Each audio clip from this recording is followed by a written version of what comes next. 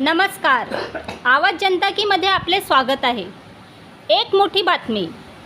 नगर विकास परिषदमध्ये विभागीय सहआयुक्त संगमित्रा ढोके या अल्पदृष्टी दिव्यांग प्रवर्गातून नगर परिषद मुख्याधिकारी गट ब पदावर कार्यरत असून शासनाने त्यांना पदोन्नती न देता उलट त्यांच्यावर अन्याय केला आहे.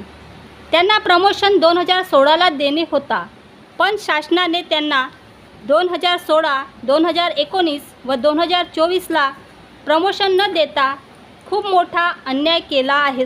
असून शासन तिथेच थांबले नाही, तर ढोकेपेक्षा कनिष्ठ अनुक्रमांकावरील अधिकारी यांना वरिष्ठ पदावर नियुक्ती देण्यात आली. संगमित्रा ढोके ह्या 31/7/2025ला सेवानिवृत्त होत आहे.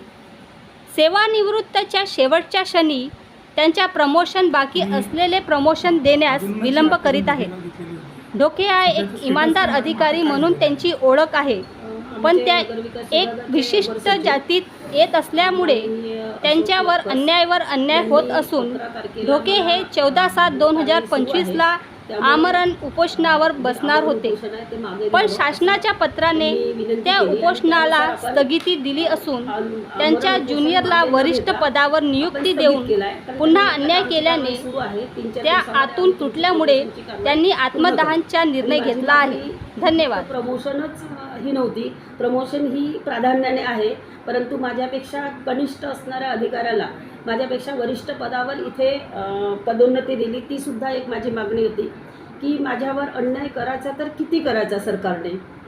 जेव्हा 11/3/2022ला विभागीय पदोन्नती समितीची बैठक झाली, त्या बैठकीच्या अहवालामध्ये माझ्यावर कुठलीही ACPची कारवाई नसताना मी कुठेही सरकारचा आजपर्यंत कधीही कुठलाही भ्रष्टाचार केला नसताना किंबहुना मी भ्रष्टाचाराच्या विरोधातच आहे, तरीसुद्धा त्या अहवालामध्ये ACPची कारवाई सुरू आहे असं त्यांनी लिहिलं. आणि ती जेव्हा त्यांना विचारणा केली तेव्हा त्यांनी सांगितलं की हे जे आहे म्हणजे कॉपी पेस्ट झालं आहे, आणि कॉपी पेस्ट झालं आहे हे म्हटल्यामुळे आपण थोडं ठीक आहे शांत राहिलो. नंतर आपण कंटिन्यू त्यांना मागणी करत आहोत. 18/4/2022ला काही लोकांच्या प्रमोशन झाले, त्या प्रमोशनमध्ये त्यांनी मला घेतलं नाही, ते म्हणजे ते दाखवून ACPची कारवाई आहे म्हणून. मग विचारणा केल्यानंतर ती कॉपी पेस्ट झालं असं म्हटलं.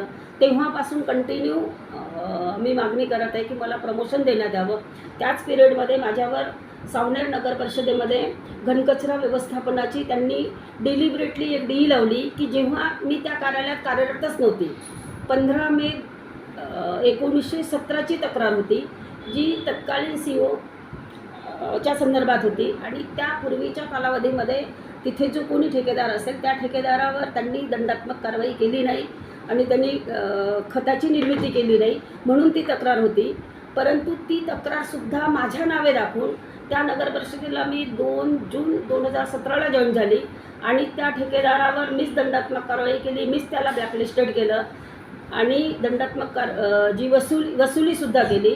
पण तिथे लोकायुक्ताकडे प्रकरण दाखल केल्यामुळे त्या तक्रारदारांनी ती घाईघाईने माझ्या नावावर दाखवून मला डिस्टार्ट केली. नंतर मी शासनाकडे तो पत्रव्यवहार केला की त्या कालावधीमध्ये मी कार्यरतच नव्हती, तरीसुद्धा ही डी तुम्ही माझ्यावर कशी लावली. मग तत्कालीन प्रधान सचिव माननीय पाठक सर यांनी माझं म्हणणं ऐकून घेतलं आणि मला त्या डीईमधून वगळलं.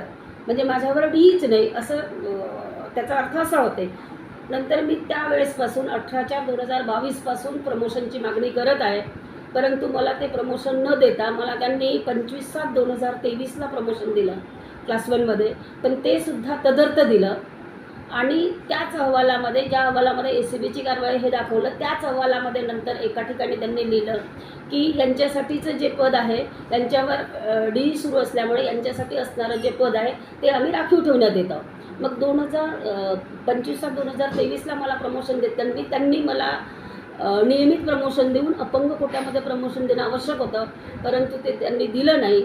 आणि आज रोजी 25 जून 2025ला माझ्यापेक्षा कनिष्ठ अधिकाऱ्याला इथं माझ्यापेक्षा वरिष्ठ अधिकाऱ्यावर उपायुक्त म्हणून त्यांनी अजून म्हणजे इथं त्यांना पदोन्नती दिली आणि हा सुद्धा त्यांनी अजून त्यानंतर माझ्यावर अन्याय केला आहे.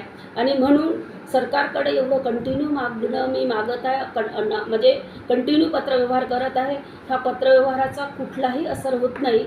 म्हणून मी नाईलाज असतो 14/7 म्हणजे आजपासून आमरण उपोषण मी उपोषणावर जाणार होती जोपर्यंत मला ते पदोन्नती देत नाही. आणि ह्या जे कनिष्ठ अधिकाऱ्याला वरिष्ठ पदावर दिलं, ही पदोन्नतीसुद्धा म्हणजे हे पदसुद्धा त्यांनी त्याला सुधारित करावं, ह्या माझ्या मागण्या होत्या. आणि सरकारने म्हटलं की ठीक आहे, आम्ही तुमच्या मागणीवर विचार करत आहोत, कारवाई सुरू आहे. म्हणून आमरण उपोषण आपण 21 तारखेपर्यंत स्थगित केलं होतं. परंतु आज रोजी त्या कनिष्ठ अधिकारी ज्याला माझ्या वरिष्ठ पदावर दिला आहे त्या आज या कार्यालयामध्ये रुजू झाल्या आहे.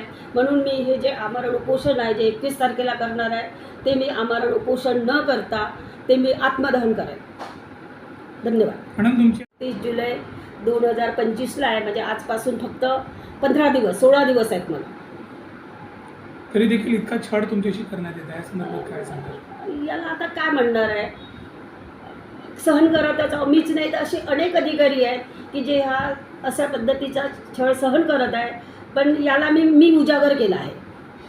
डॉक्टर बाबासाहेब आंबेडकरांनी दिलेलं संविधान आणि अधिकार याचं कुठेतरी हनन होत आहे असं तुम्हाला नाही वाटत? यस सर, हे हननच आहे. कारण माझ्यापेक्षा कनिष्ठ अधिकाऱ्याला माझ्यावर दिले जो मला जे सुप्रीम कोर्टाचे निर्णय आहे, शासनाचा GR आहे 29/4/2023चा की अपंग अधिकारी आहे त्यांना तुम्ही प्रमोशन द्या. हे असताना माझा कंटिन्यू म्हणजे पत्रव्यवहार असताना सुद्धा मला अजूनपर्यंत ते प्रमोशन देत नाही. आणि मी आता 10 दिवसानं 15 दिवसानं रिटायरमेंट आहे माझा. काय भूमिका असणार आहे मॅडम? तर मी आता 3 ते 4 दिवस सरकारची वाट बघणार. मी त्यांना म्हटलं आहे की 21 तारखेला मी आमरण उपोषण करणार आहे. पण यानंतर माझी आमरण उपोषणाची भूमिका न राहता मात्र मी आत्मदहन करेन.